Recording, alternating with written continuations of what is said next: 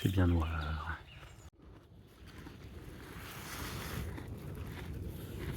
On va se prendre un orage d'ici peu. Aïe aïe aïe. On est encore sec pour le moment, mais ça va pas durer. Et effectivement, nous nous sommes pris une giga saucée. Mais vraiment, quand je dis une saucée, c'est peu dire. On voyait pas à 3 mètres devant nous, c'était... Bon là, j'ai pas pu filmer à ces moments-là parce que mon portable ne répondait plus avec la flotte, mais franchement, c'était très très très galère. Et d'ailleurs, en arrivant le soir, on s'est rendu compte que quasiment toutes nos sacoches, alors, avaient pas pris l'eau énormément, mais avaient un petit peu pris l'eau quand même. Donc, on a dû étendre quasiment toutes nos affaires, enfin pas toutes nos affaires, mais une partie de nos affaires, parce que sinon, sans ça, on allait dormir dans des fringues trempées et dans des draps trempés.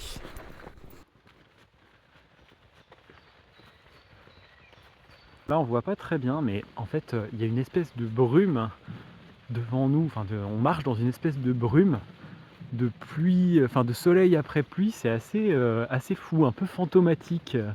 On se croirait presque dans un film un peu mystique. C'est assez rigolo.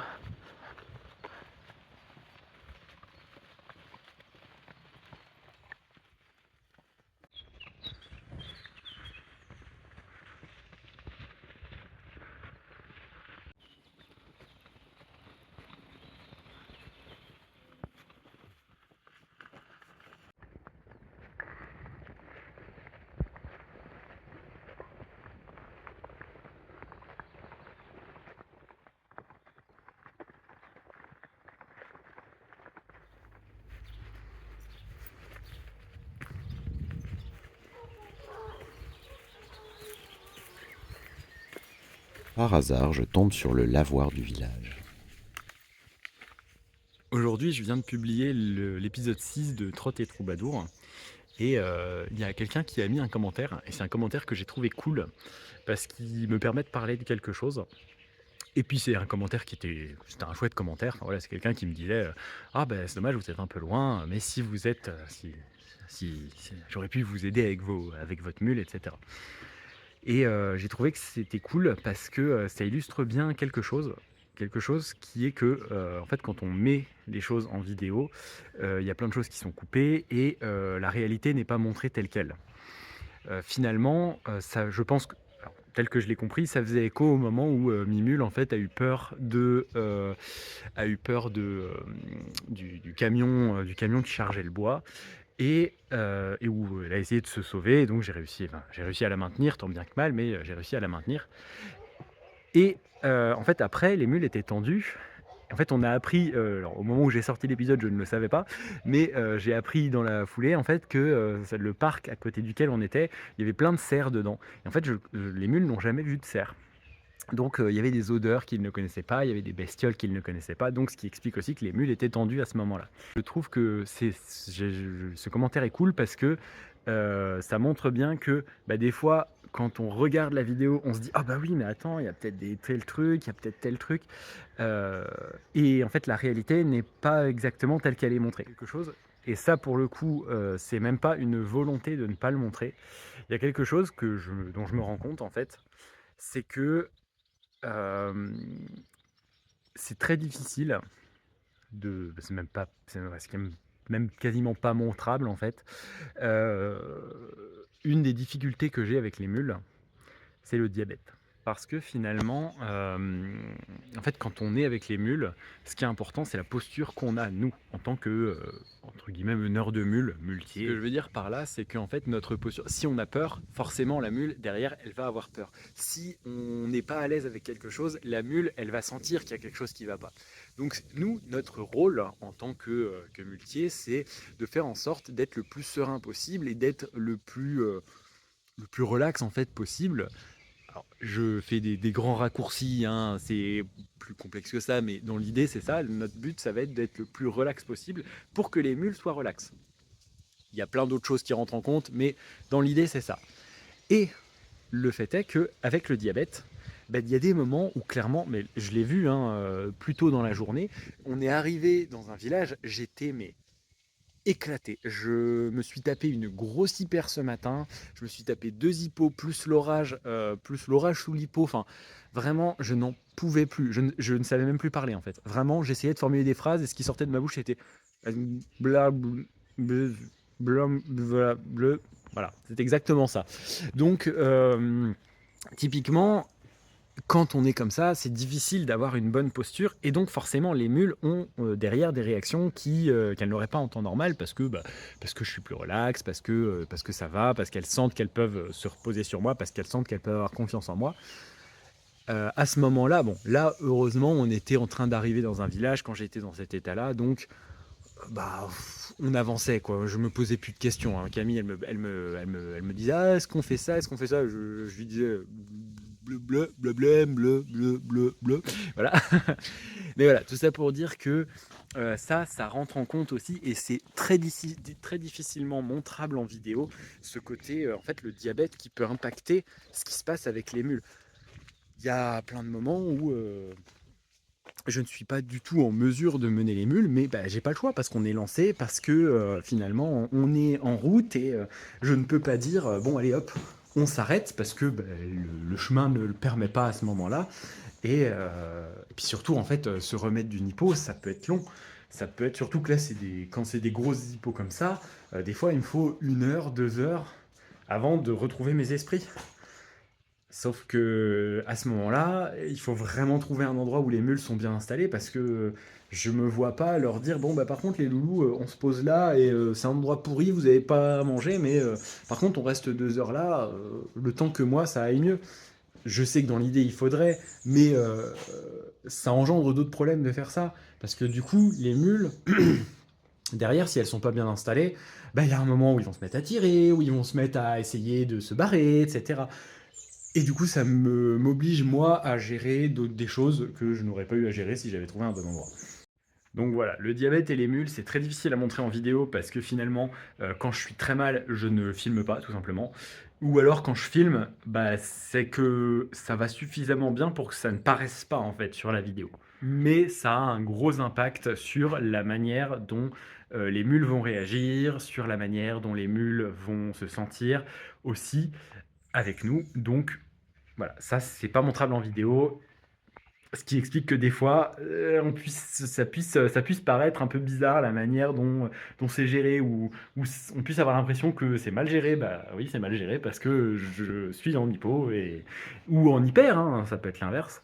Bref, tout ça pour dire merci à la personne qui a mis ce commentaire parce que c'est très cool et ça me permet vraiment d'illustrer ce décalage qu'il peut y avoir entre finalement ce qui est vu en vidéo et la réalité qui est vécue. Pardon. Si vous voulez découvrir un peu plus les mules et leur univers, je vous invite fortement à aller sur la page de l'association Mule qui peut. Alors page Facebook, mais ils ont un site internet aussi. Je mettrai le lien en description. Franchement, ils font un travail énorme autour des mules, de la manière dont on aborde les mules, des différences avec le monde du cheval, les différences avec l'âne, etc. Et en fait, ça permet vraiment de se rendre compte de c'est quoi le monde de la mule. Vraiment, quand on est dans leur univers, quand on va à la rencontre de leur univers, c'est vraiment le monde de la mule, quoi. Donc, je vous invite vraiment, si ça vous intéresse, à aller à leur contact, à aller pourquoi même pas les rencontrer, parce qu'il y a des multis un peu partout. Voilà, je vous invite à vous approcher de cette association qui fait vraiment des trucs géniaux. J'ai pas encore eu l'occasion d'aller à leur rencontre, moi.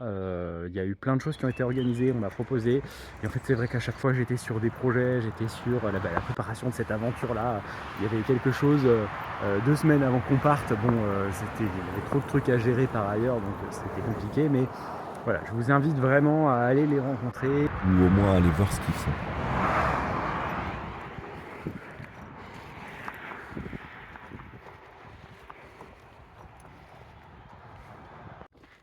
C'est rigolo parce que finalement, il y a quelques semaines, ils avaient peur des avions militaires qui passaient au-dessus. D'ailleurs, c'est pour ça que Mimule s'était blessé, on s'en souvient. Mais en fait, maintenant, ils les regardent passer comme s'ils regardaient un gros moustique. Donc c'est assez rigolo finalement.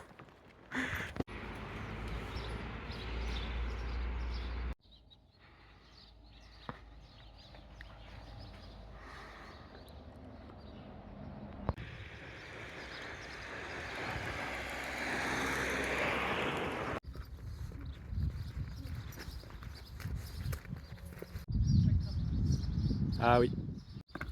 Ouais, super. Suite à ce que je disais hier soir, hein, il y a une réflexion qui m'est venue.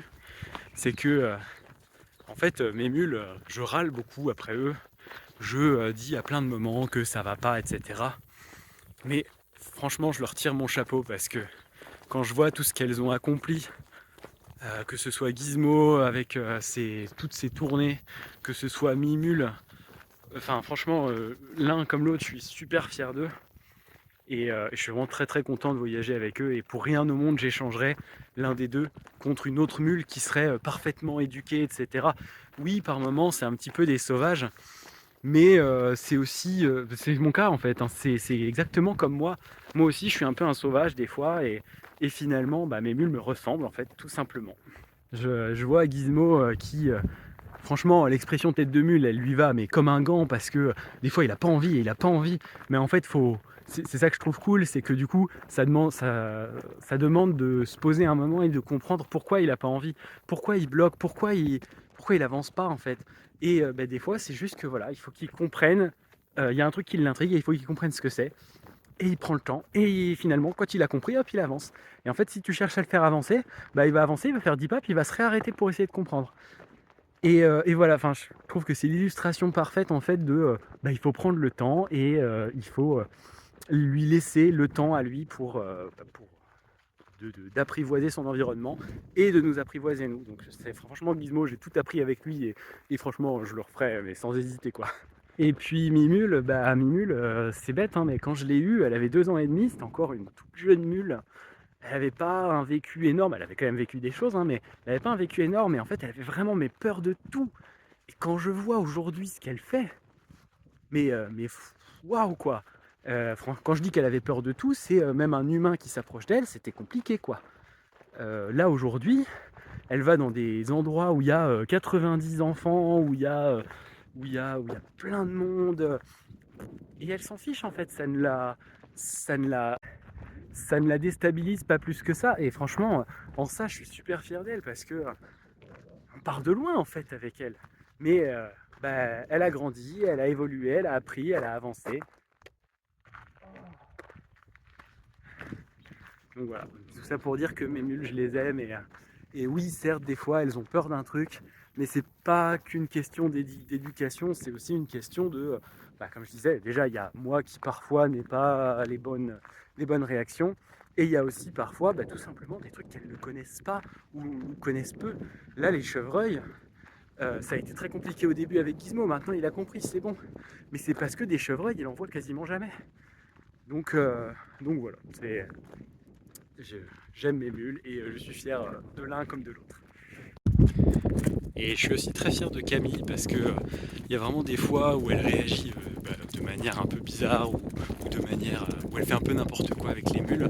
Mais en fait, ce que je vois, c'est que de jour en jour, elle apprend et elle apprend de ses erreurs. Et franchement, je trouve qu'elle est top avec les mules et je suis super fier d'elle.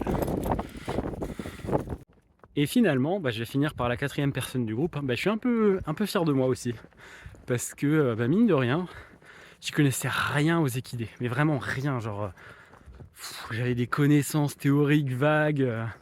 Et ben en fait, le fait d'adopter Gizmo, ça m'a poussé à apprendre, à me former. Et aujourd'hui, bah, je sais gérer quand même pas mal de trucs par rapport à eux, que ce soit les sabots, que ce soit les bobos, etc. Je sais gérer et ça c'est quand même assez cool. D'un point de vue alimentation, voilà, j'ai quand même des bonnes bases. Je sais aussi leur faire des petits points d'acupression et des petits massages à certains endroits, à leur débloquer certains trucs parce qu'il y a des ostéos qui m'ont montré. Donc bref, c'est vraiment très très chouette. J'ai vraiment appris plein de choses. Et là où je suis fier de moi, c'est surtout par rapport aux liens que j'ai réussi à créer avec eux. Même s'il y a des fois où ça peut être compliqué, bah globalement, je vois bien que les mules, c'est un peu moi leur référence. Et je vois bien qu'ils me suivent. Je le vois hein, sur la route, ça m'arrive de les lâcher. Alors c'est sûr que généralement quand je les lâche, ils en profitent, ils vont manger. Mais je peux les lâcher, ils vont continuer à marcher avec moi. Alors ils vont peut-être s'arrêter pour manger. Mais dès que je vais disparaître, hop, ils vont rappliquer en courant. Parce qu'ils savent que, voilà, que le train avance et qu'il faut qu'ils le suivent. Et donc voilà, en ça, j'ai quand même réussi à créer une bonne relation avec eux. Et même quand il y a des moments où ils ont peur de quelque chose, c'est là aussi que je trouve ça cool. Quand ils ont peur de quelque chose et qu'ils se sauvent, bah en fait ils reviennent vers moi. Ils reviennent vers nous du coup. Et ça vraiment, ça j'avoue, je suis un peu fier de moi quand même. L'une des questions qu'on nous pose le plus souvent, c'est combien vous faites de kilomètres par jour. On a vraiment l'impression que c'est super important en fait le nombre de kilomètres qu'on fait. Et quand on dit aux gens qu'on fait entre 10 et 15, mais pas forcément beaucoup plus, et des fois ça arrive un peu moins, les gens me disent oh bah ça va. L'air de dire oh bah, ça va, du coup c'est pas très impressionnant. Mais en fait, comme si vraiment ça avait une super importance en fait le nombre de kilomètres qu'on fait. Mais en fait le nombre de kilomètres qu'on fait, ça n'a aucune importance. C'est sûr que oui, voir que ah bah tiens, on a déjà fait tant de kilomètres en regardant derrière nous, c'est cool, mais savoir que on en a fait tant dans la journée, bah ça nous permet juste de comprendre des fois pourquoi on est fatigué. Mais globalement, ça n'a vraiment aucune importance. Finalement, ce qui est important, c'est ce qu'on vit dans la journée. C'est pas la performance qu'on a fait, c'est pas est-ce qu'on a avancé vite, est-ce qu'on a fait beaucoup, est-ce qu'on a vu beaucoup de paysages. Non, ce qui est important, c'est est-ce qu'on a pris le temps de bien se reposer, est-ce qu'on a pris le temps de profiter des rencontres qu'on faisait. Euh, Finalement, ce truc de toujours devoir aller vite. Parce qu'en fait, c'est ça qu'il y a derrière. C'est ce truc de toujours devoir aller vite. Toujours, ah oui, le but c'est d'arriver le plus vite possible. On s'en fout d'arriver le plus vite possible. Nous, ce qui est important, c'est pas l'arrivée, c'est le chemin en fait. Bon, ça de toute façon, toute personne qui randonne vous le dira. Hein. Ce qui est important, c'est pas l'arrivée, c'est vraiment ce qui t'arrive sur la route, quoi. C'est ça qui te change, c'est ça qui te transforme.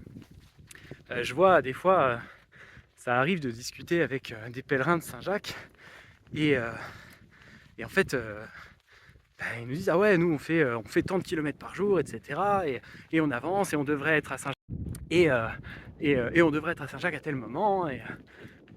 Alors après, je comprends, c'est aussi comment dire, c'est aussi le côté t'as un temps défini pour le faire. C'est sûr que nous, on s'est pas fixé de temps, donc forcément, on peut se permettre aussi de prendre notre temps et si on veut faire 2 km dans la journée, d'en faire 2. Mais des fois, voilà, tu sens que finalement, ce qui est important, c'est d'arriver à l'endroit qui était prévu, au moment où c'était prévu, et du coup, finalement, tu sens que les gens, ils courent un peu. Même en étant en rando, en étant en vacances, en fait, ils courent un peu pour atteindre leur objectif. Je trouve ça un peu dommage parce que j'en discutais avec un copain il n'y a pas très longtemps qui me parlait d'une de ses randos où il était parti, il avait dit oh vas-y je vais faire ça, et il avait fixé des objectifs et tout. Puis finalement il est arrivé au bord d'un lac et puis il s'est dit oh bah finalement on est bien au bord du lac. Et puis finalement il est resté au bord du lac, il n'a pas du tout fait ce qu'il avait prévu. Et c'est ça qui est cool dans les randos, dans les voyages, c'est de se laisser complètement surprendre par un endroit où tu te dis mais en fait je suis tellement bien là, j'ai pas envie de partir. Et de pas être dans le ah ouais mais faut se dépêcher de partir parce que il y a ça derrière. Parce que derrière je sais que j'ai un endroit où il faut que je dorme, etc. Voilà, c'est bien de se laisser un peu surprendre par la vie. Faut essayer de lâcher un peu prise. C'est important. Waouh, on est sur une route très jolie. Hein. Tout à l'heure, on est dans ce genre de paysage. Enfin, moi, j'aime beaucoup, je trouve ça très joli. Par contre, on est sous le vent d'une station de compostage. Alors, l'odeur, elle est pas jolie du tout. Hein. Elle est pas agréable du tout.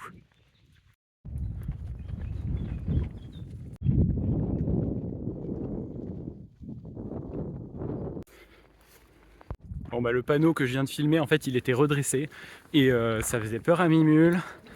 On a quand même réussi à passer, on sentait qu'elle était pas sereine. Et puis en fait, Gizmo derrière a paniqué. Du coup, elle a paniqué, elle a bondi en avant, j'ai pas pu la retenir. Ils se sont sauvés tous les deux. Et malgré ça, en fait, quand j'ai sifflé, ils sont revenus tous les deux. On n'a eu aucun mal à les rattraper. Les sacs ne se sont pas cassés la binette. Donc franchement, ça s'est vraiment très bien passé pour un truc de galère comme ça. Et c'est fou, hein, un panneau. un vieux panneau que, a priori, il n'y a aucun danger, hein, mais voilà, ils le perçoivent comme tel, donc du coup, ça part.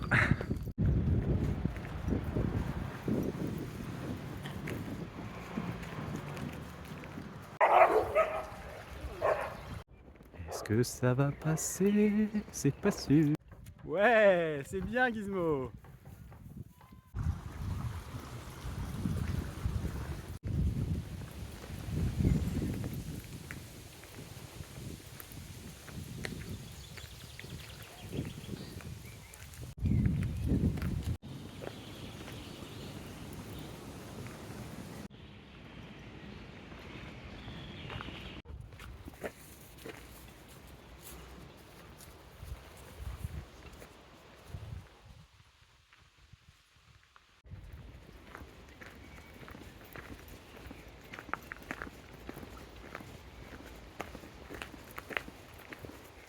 Et oui, on passe. Ah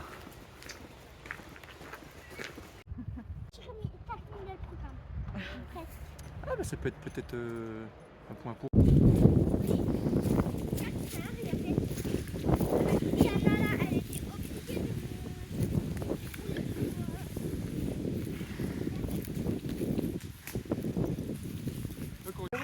Je t'ai même pas pris en photo encore avec. Si, t'as le temps. Oui. Ah là mais j'ai pas envie.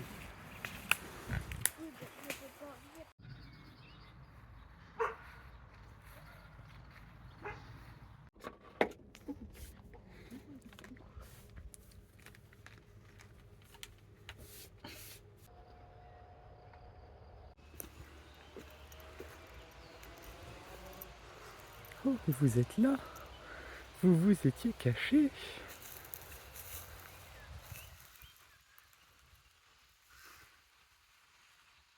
J'adore ça. Super.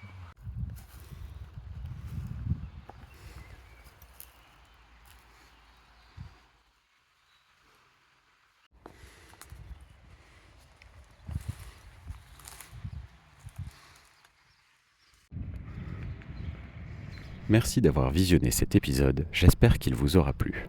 N'hésitez pas à liker et à vous abonner, ainsi qu'à laisser un commentaire. Ça fait toujours plaisir. Vous pouvez aussi nous suivre sur TikTok, Facebook et Instagram. Les liens sont en description. Je vous dis à bientôt pour la suite de l'aventure.